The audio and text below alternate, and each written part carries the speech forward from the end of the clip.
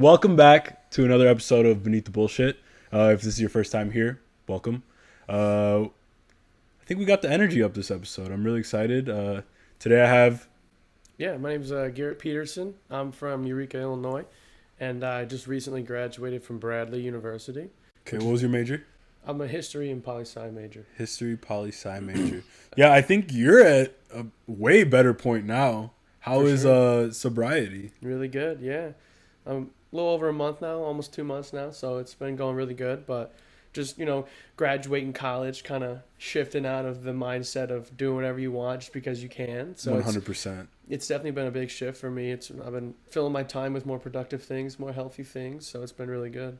I get it. What's one thing you could say like about getting sober to other people who are maybe in the same boat? And like I mean sobriety in any sense, like alcohol, weed, just anything negative really, because addictions can come in any form. Yeah. But what's like one thing you could say about just Well, I think tackling the that? biggest thing is you just got to find the positive. So you got to figure out what it is that is changing for the better in your life and just really focus on that. Because if you don't, then it's really easy to look at how much fun you were having or whatever your crutch was bringing you in life.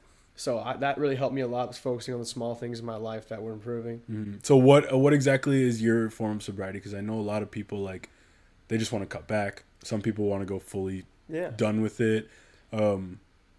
I think either method, as long as you're bettering yourself, is good. But like, what's your approach Well, been? for me, it was I completely cut out marijuana because Okay.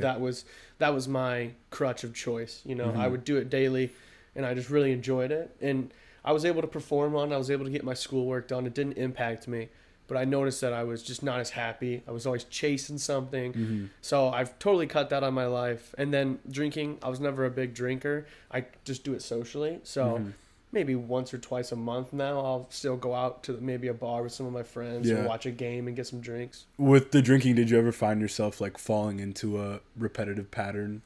Like when the socially became too social and you were... Yeah, there was definitely times more once I came to Bradley and I joined a fraternity because my first years of college I was playing baseball, so Yeah. there's really no option for that because you're waking up for 6 a.m. weights and conditioning and all that stuff. But yeah, you definitely can get into a pretty quick habit of drinking 3-4 nights a week. But I never had much trouble with it. I was never a big drinker, so that definitely helped me a lot. Yeah, I do remember like when we were in the frat together that we were always the ones to stay home instead. Yep. And like I think I really stopped going to like any parties when we lived together. I just Yeah. I'd rather just hang out that. I mean, I was working a lot, For sure. but like still at the same time it's like I felt like it's better to chill at the house, you know. I think you grow out of it pretty quick. Oh, 100%. I mean, freshman, sophomore year, it's really fun because you're meeting new people and you're still in the high of joining college. And joining the frat. Yep. Yeah. And then once you get to about your junior year and you have friends that are working full-time jobs, your perspective hits you, shifts. yeah. You start to see what the real world's like, and it's like, you can't really combine both of those, really. I think a big one for me, like switching to like being a healthier, more productive person, was seeing like all the people around me be successful. For sure. Like seeing like I think an example is just like Adrian with Ben City and all the stuff. Like I just you see him achieving shit like that. You want to like get to the same point. And then I'm seeing like all these people I'm now hanging out with that aren't in college. Yeah. That I'm like, oh, they're gonna get a house soon.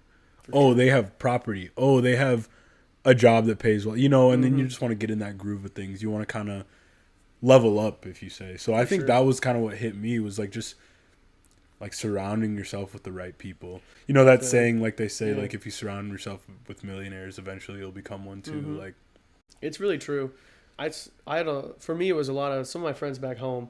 I grew up in a small town where if you stay in the small town, you kind of move a little bit quicker. A lot of them are getting married and having children. And just seeing how much joy they get in life from doing very simple things and not relying on substances yeah, to no, get that 100%, enjoyment. yeah. You really start to It hits question you. things. It Yeah, hits for you, yeah. sure. Makes it not as fun. What do you think the like side effects that you've experienced from sobriety? Like, what other things have been improving in your life because you're sober? Well, definitely, I was never super lazy while smoking weed, but just getting up and doing things a little quicker. You don't really have to do anything before you do them. That's been a lot better.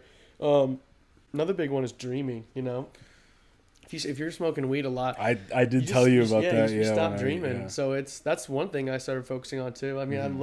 I love going to bed every night now because Yeah, because I you're have gonna good experience dreams. something. Yeah, it's Mm-hmm. definitely different. I know you told me that you said you lost how much? I've lost about 20 pounds since I've stopped. Holy Just shit. from, well, because just from not, I didn't get the munchies per se, but I would definitely just feel like I always wanted to eat, get some sort of satisfaction whenever I was high. Mm-hmm. So I was eating a lot more in terms of quantity. And then I was also just a lot quicker to go to get food with some of my friends or my roommates, Exactly. and you're just eating junk and you're drinking a lot of soda and all that stuff. Mm-hmm. So, yeah, it's been really good. That's a crazy accomplishment, though. I don't think that's Yeah. easy for a lot of people. No, it's hard. I have I lost about 50 pounds my first year of college, so that was a really big Wow. shift for me. So At I ICC? yeah, because Okay. I came in and I was overweight and I was pretty chunky and I could tell that it was impacting my athletic performance. And my coaches kind of brought it up. You'd be this much better if you lost this weight. Mm-hmm. So I lost weight. It wasn't healthy. I didn't lose it in a healthy way. There was some emotional stuff going on too, but it was good in the long run because I was a Mm-hmm. lot more athletic, a lot healthier, and I felt a lot better. Mm-hmm. I think like working out and being a active, healthy person benefits you in so many other ways than people think. Like for me Mm-hmm. personally, I think I'm mainly with my daughter, of course. Like I Yeah. want to be, like healthy in every aspect to be able to like, You want to be able to take part in everything. yeah, that she take part does. in everything and like not be lazy, not be able to do the Mm-hmm. activities she wants to do. Like if she wants to go to the soccer field and play some soccer, You I don't want want to to go do to the that. soccer Yeah, field and play soccer, like if it's going to like a daddy daughter thing, like I want to be able to go do that, for sure. or like any other, anything like that. I think there's definitely, some things that you have to be healthy to be able to do, like, For sure. and people don't realize that like how impactful it really is to be in shape. It really is. I mean, especially when you look back at growing up, both my parents were in good shape, and my dad was a coach for all my Mm-hmm. teams. And anytime I wanted to go out and do a sport, I mean, I remember that day in my life when I finally beat my dad in pig, shooting hoops, and it's like, It's a crazy day. it's just crazy to think that he never really said no. He was always down to Mm-hmm. do all the physical stuff with us, which made us really like doing sports and everything a lot more. I think there's a lot of power in feeling comfortable 100%. for yourself, comfortable in your own skin. So, it's never like it's like you feel like you have to look a certain way because people are going to like you more. But if you're not happy with how you look, if you're not confident with how you look when you look in the mirror, it's just harder to be happy and harder to be confident and all these Mm-hmm. different things in life. So it's a big help for you mentally. 100%. 100%. Um, yeah, I was transitioning a little bit to like the whole thing I was saying about participating in Kalea's life and all that. Do you think you'll ever be in that boat? Yeah, for sure. That's definitely something I've always wanted to do. I don't really know when it clicked for me, but since I've been in college, I've definitely always thought of myself as a dad, and I'm really excited for that chapter in my life. I definitely want to have. I would love to have at least one boy and one girl. Oh yeah. Oh, Because I think there's a lot of growth in being a boy dad, but even more growth in being a girl dad. Learning how to mm-hmm. just help your daughter and your son through all their problems in life. And I think there's so much satisfaction in being able to help them through life and watch them grow Oh, and learn. 100%. So I'm 100%. really excited for that. What is there any prospective women in your life at the moment? No, no, not at the moment. It's we kind of talked about that earlier, I guess, but it is a weird time in life when you're kind of transitioning out of college because you want to be a full blown adult and you want to get involved in all these different things that other people are, but at the end of the day, we're kind of babies in the adult world, Mm-hmm. and Mm-hmm. it's kind of hard to adjust to that. So it's definitely a weird time where it's definitely more difficult to meet, girls your own age that are kind of in the same position as you. Yeah. But yeah, definitely looking forward to it. Just getting back into it. What is I think I agree with that. I mean, obviously I'm not in the same position. Like I Yeah, feel like I'm pretty lucky to have like landed where I landed. for sure.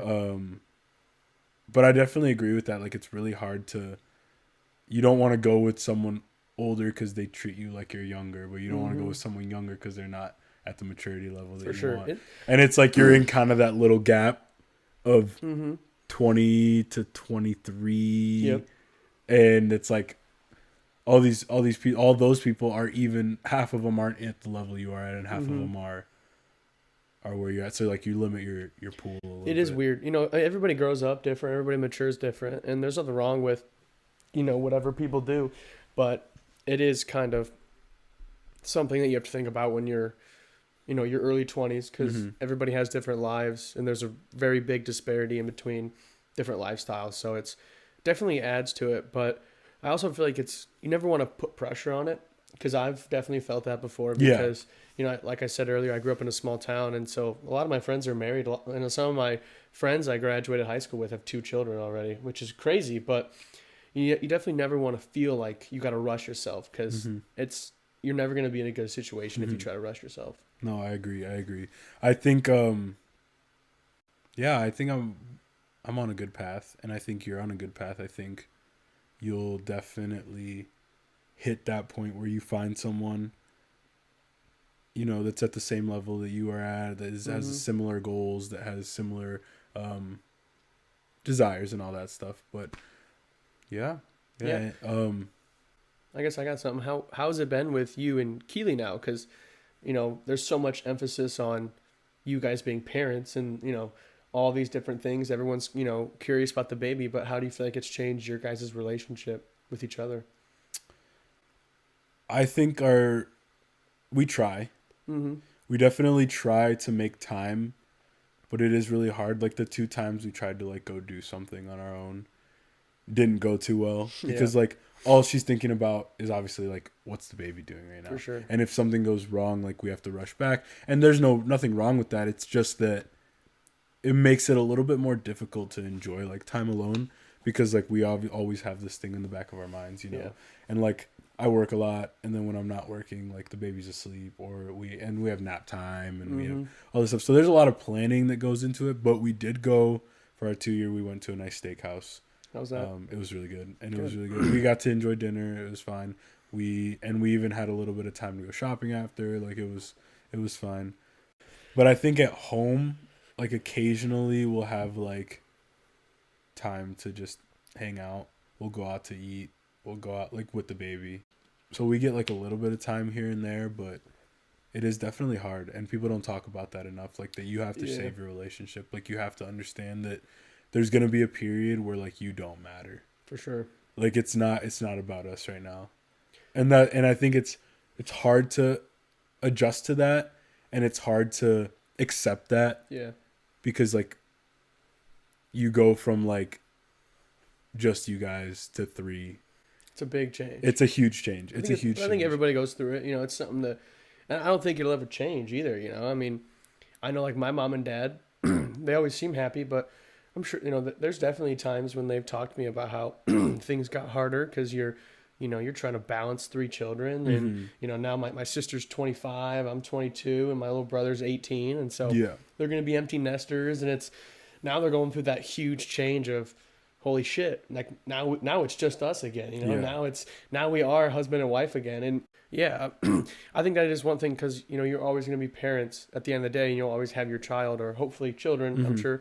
But it's definitely a big change when you're going to be going through all the different stages of life, and your children are going to start going to school, and they're not going to need you as much anymore. And at the end of the day, you always got to, make sure you're putting ample time into, your partner and the woman you're going to grow old with, because you guys are going to be together forever, Yeah, I think we're adjusting to that. We're trying to figure it out slowly. I know we have been trying to, now that she's a little bit older, like she's 7 months soon, and we're trying to plan in times where we can like just have us time, intentional hangouts, like trying to just be us again. For sure.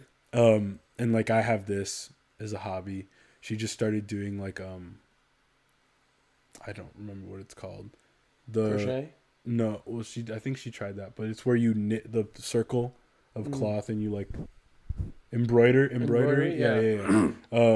She just started that, and she just did like 2 projects for her sister and then for my aunt.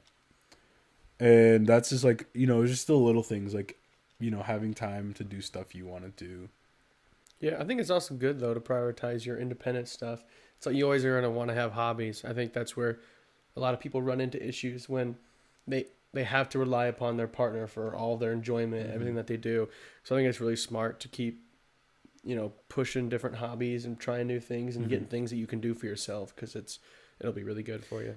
Yeah, another thing she's been on like trying to keep up with like current events. Like she's Hmm. trying to like keep me up to speed because I don't look at anything. Yeah. Have you seen the shit that's been happening? Well, that just happened. The Grammys. You saw the Grammys. Yeah, that was pretty crazy This with Kanye and good his bride. Kanye. Yeah, because what's really interesting is that he actually got escorted out by the police Hmm. because he wasn't invited. So yeah, Wait, really? well yeah, he didn't get an invite this year, and there's a lot of reasons. He's been doing a lot of things that aren't exactly. I didn't know that. Yeah, he's I been. thought he got escorted out because his wife was naked. I thought Yeah, I thought that was why he got escorted that out. should have been why, but no, he's been saying some pretty. You saw that dress? Yeah, the dress was crazy. Holy shit! Yeah, I mean it wasn't a dress. It was. Was it censored in real life? No, no. Yeah, and all over social media and everything, it was just, I mean, yeah, she was basically completely nude with a super thin little mesh thing over, and she was, because she covered herself with a big black fur robe, and then they get up on the red carpet, and And all she the cameras are drops the going, robe. yeah, and then she drops the robe and turns around, and she's practically fully nude in front of the world, which is Practically, was there really like covers over no, there was no covers, anything? nothing really. You could see everything. It was crazy. That's insane. Yeah, I think it was a big push for his. I think attention equals money for a lot of those people. Everything that they do revolves around attention and people clicking on them. So, Well, Keely was telling me that now she's the most Googled woman in the world. yeah. And his brand, he has his own independent clothing line brand after Yeah. he had the fallout with Adidas. So, Mhm. yeah, he's been selling a lot more clothes. Just it's, I think it was a strategic move just to It's a publicity get his stunt. name right back up at top. Make sure Mhm. people are looking at Kanye because his music will get listened to more, and his wife will get more attention, and then their business will keep growing. So Mhm. it was interesting, though. I don't That's can't say I would crazy. make the same decision. That but is crazy. Yeah, That's just an insane move. It's it's just an crazy. insane move.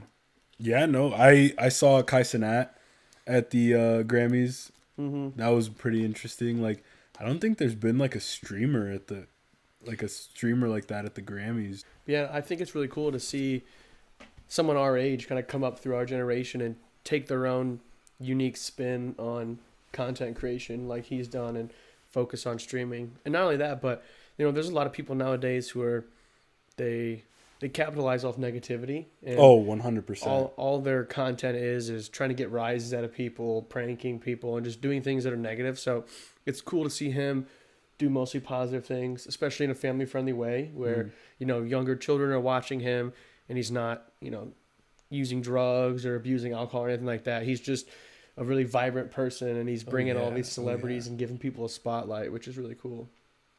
Yeah, I really like look up to that. I think I've said it before, but like it's just crazy to see how someone can start from nothing and become like that. And I think that's a big motivation. I look at Kai Cenat, I look at Nick Nayercina, I look Mhm. at really a lot of the people our age right now that are making it.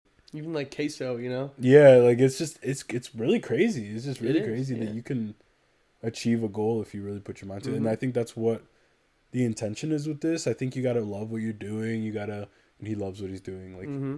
but I mean, going back to the Grammys, like seeing him at the Grammys is like a giant step for our generation. For sure. Yeah. Like, yeah, you see people our age there, but for other reasons. Like, when have you ever seen a streamer be more recognized than a musical artist? That was really cool. Yeah. Seeing him at the Grammys and all the different people who were, like Will Smith came up Mhm. and talked to him. And there was I remember in like a lot of the videos, he was trying to find Billie Eilish and he couldn't Yeah. find her. And then he ended up finding her inside. They took a pretty funny selfie, but he was talking about how she was super excited to meet him and everything. I think what Keely and I were talking about is like the shift between him and celebrities. Mm-hmm. Like the difference in behavior, the For sure. difference in, I guess, like, I want to say like respect towards everybody else. Like he does not feel that he is at the level that he is at. Yeah. And I think that's a big thing that a lot of celebrities forget. Yeah, is that like you're not better than anybody else. it is really rare. I think it'll be interesting to see how it changes because, back to Will Smith. Will Smith's been an icon since the '90s, so Mm-hmm. he's spent 30 years now in it. So I think it'll definitely have an impact more as time goes on because right now it's a lot of positives and he's still kind of getting used to people, thinking he's so meaningful and, having dreams of meeting Mm-hmm. him. So I think it'll probably have more of an impact the longer he's in the spotlight because I think the longer you're in it, the more you're going to deal with the negatives. Once you have paparazzis literally driving around trying to find you, sitting outside your house for when you leave to try to take a picture just so they can send it and sell it to somebody, to some tabloid. Yeah, I think he's definitely fresh. He's only been in this for 2-3 years. Yeah. Well, he's been in it longer than that, but he's But when only he's been really got huge popular, yeah. three-ish years, and it is really nice to see that he's still humble. It is. And I think that's also the interesting thing about streaming is because, actors, obviously they rely upon fans for all their money, but they're so disconnected from it because they're filming these movies and these TV shows in these closed environments with a lot of their peers where they're kind of distanced from society almost. Oh yeah. But then you got a guy like Kai, every day, his performance is hopping in front of 40,000 people live and using them and their interactions with him for all of his attention and all of his entertainment. So I think that's definitely one thing that'll hopefully set him apart. Yeah, I think streaming is crazy. I couldn't do it. Being entertaining like that with no cuts, with no break, all day, all the time is insane. It's impressive too, yeah. Especially as a young person, I mean, we definitely say a lot of dumb stuff sometimes. So it's impressive to see him just be able to handle it and really adjust to that. Yeah, he's inspirational, honestly. Did you see the ice shit going down right now? Yeah, it's crazy. As especially from someone in my position, I grew up in a community where there was not much diversity, and then when I got to Bradley, a lot of my friends are second generation immigrants. Some of their parents are, here legally, some illegally, and it's really taught me a lot, and it's really changed my perspective on a lot of things because my mom's an immigrant. I mean, Yeah. we have papers. We have papers. But and all a lot of most of my family really is just like, did you know? It's really scary because obviously I know people who don't have risk. papers, Yeah. and it's just that's a terrifying thing to think about.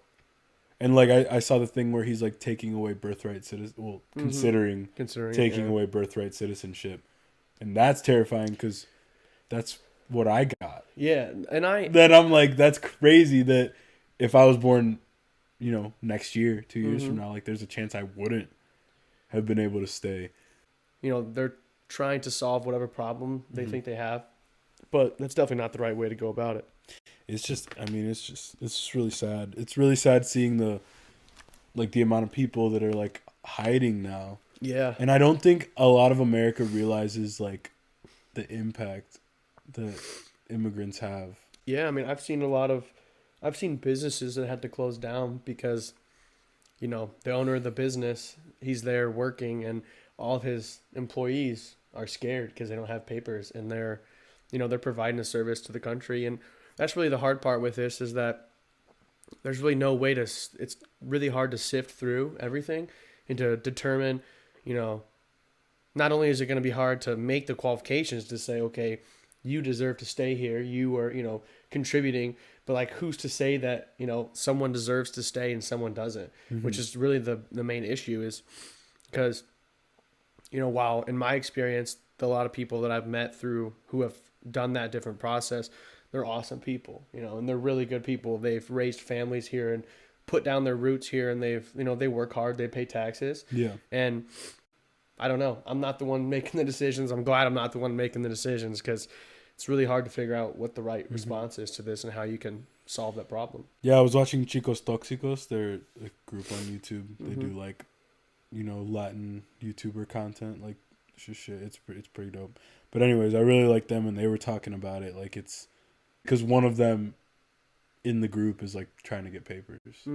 So and that is also a hard part too. Is that the people who are going through this process the correct way, they're just in the process, they're still at risk of this. Oh, yeah, know? And 100%. I saw a clip of a guy on social media whose wife got deported back to Honduras, and she was in the stages of getting her papers. And she's not a criminal, she's just a woman who's, following her husband here, wanting to start a family and to be safe, because that's also a big part of the issues that, we live in America, and life in America is a lot different than it is in some of these other countries. When I was younger, I went on a mission trip to the Dominican Republic. Oh, really? Mm-hmm. With like a church or? Yeah, it was through a church. It was through Northwoods Church. It's called Solid Rock Ministries. That's what they do it through. But yeah, we went down there, and we would do. I worked on a construction team. We were building a hospital for them, or a clinic. But my mom, who's a physical therapist, she's a professor at Bradley. She takes students down there, or she used to, and they would set up a clinic, and they would help people with all these different things. Try to give them physical therapy plans for free to try to help their injuries. And man, the stuff that she's seen is crazy. Some women would come in who had been attacked by their ex-husbands or husbands or just random guys, missing toes, missing feet. Holy and just, shit. yeah, it's all this stuff. It's a different world. Where we stayed, we had 10 foot tall, 2 foot thick concrete walls with barbed wire on top because of the area we were in.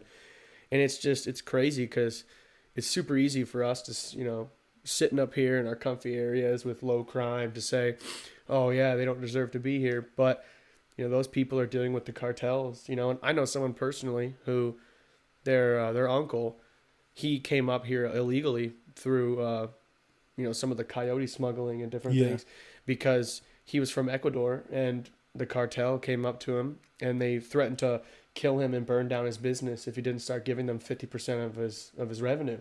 And it's not sustainable, And No, these not people at are all. coming from extremely dangerous societies and communities, and they're just trying to be safe. They just want to be normal and live a normal life. So it's really hard.